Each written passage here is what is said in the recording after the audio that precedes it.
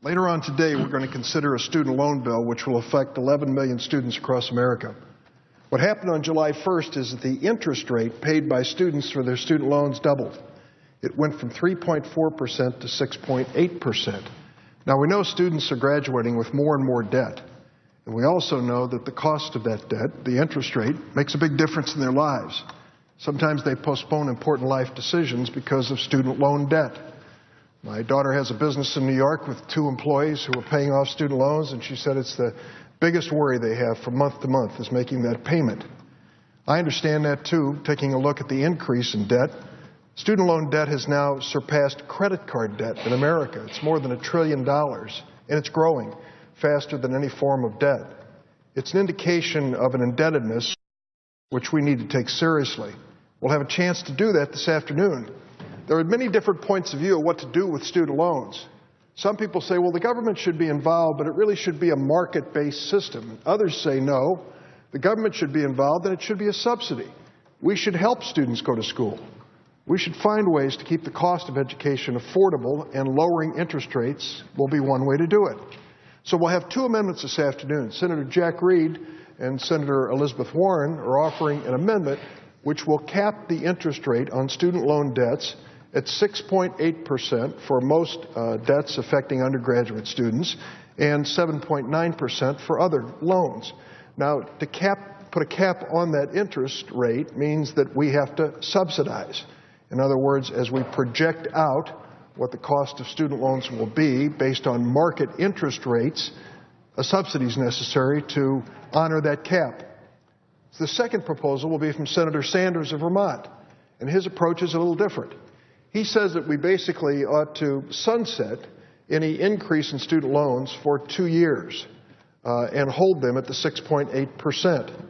That ends up costing about $50 billion. And Senator Sanders may or may not offer a means to pay for that. I believe from some of his statements that he's made publicly, he believes that should be a debt of the government. But I'll leave it to him to make his explanation. At the end of the day, after those 2 amendments are considered, we'll come down to one basic decision we have to make as a body, Democrats and Republicans. Here's what it is. It can be simply stated. Should the student loan interest rate, currently at 6.8% for virtually all students, stay at 6.8% or be reduced to 3.8%? That's the question.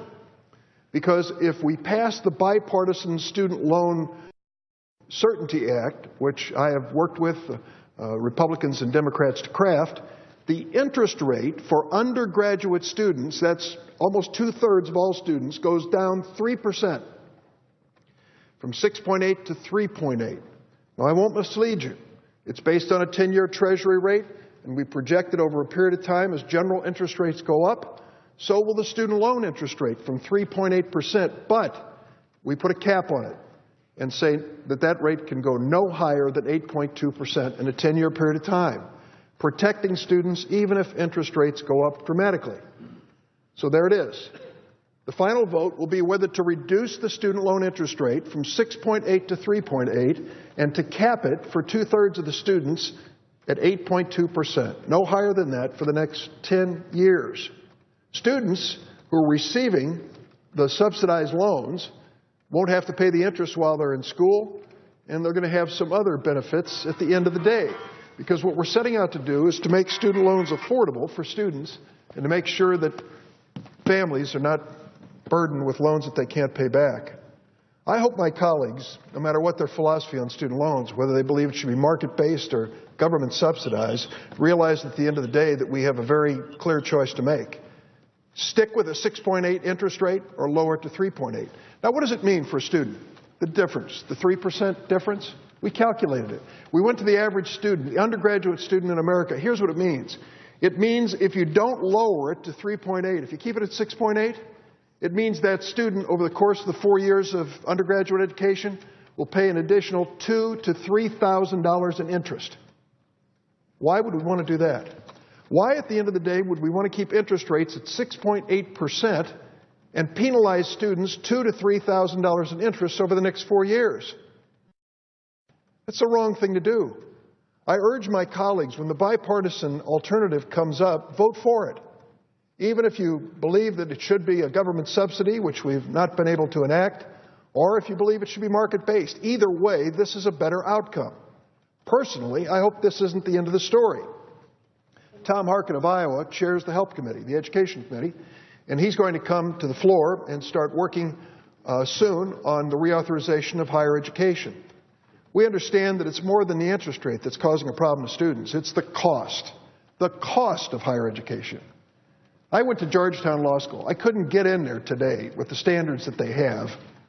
Currently, I'm told it costs over $65,000 a year to go to this law school. $65,000 a year for 3 years, in addition to your undergraduate debt?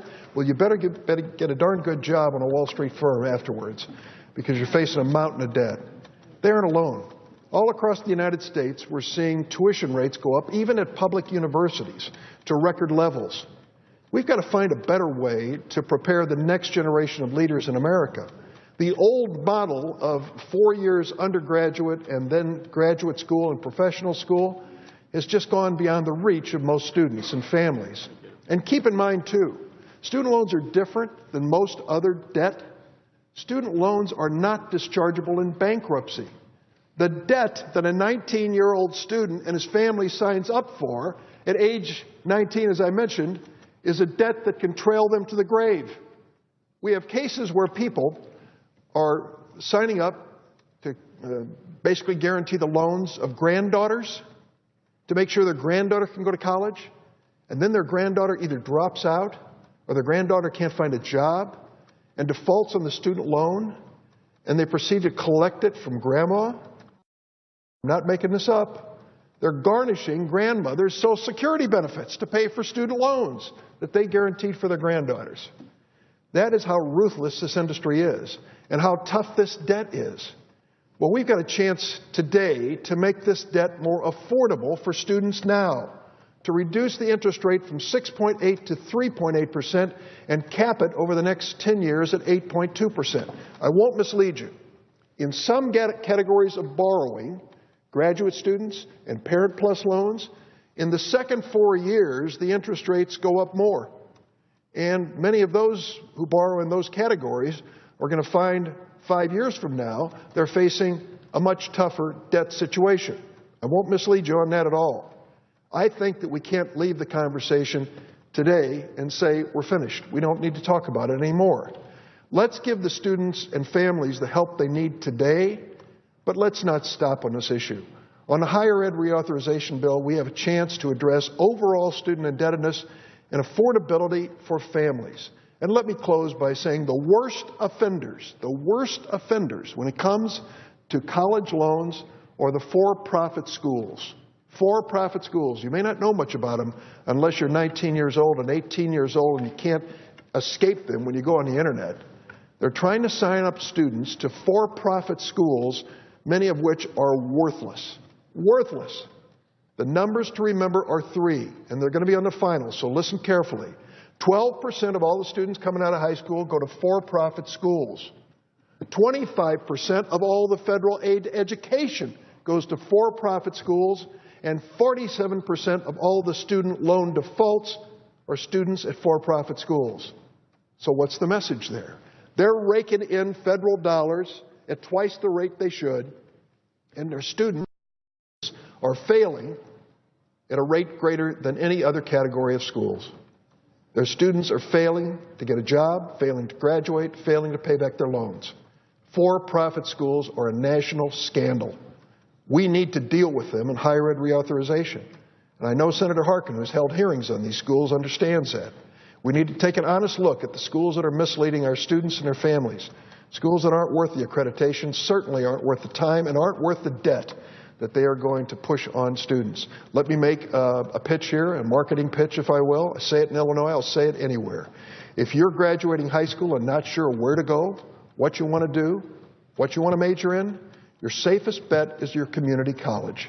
It's nearby, it's affordable, it offers you many options, and in most states, the hours are transferable to another college.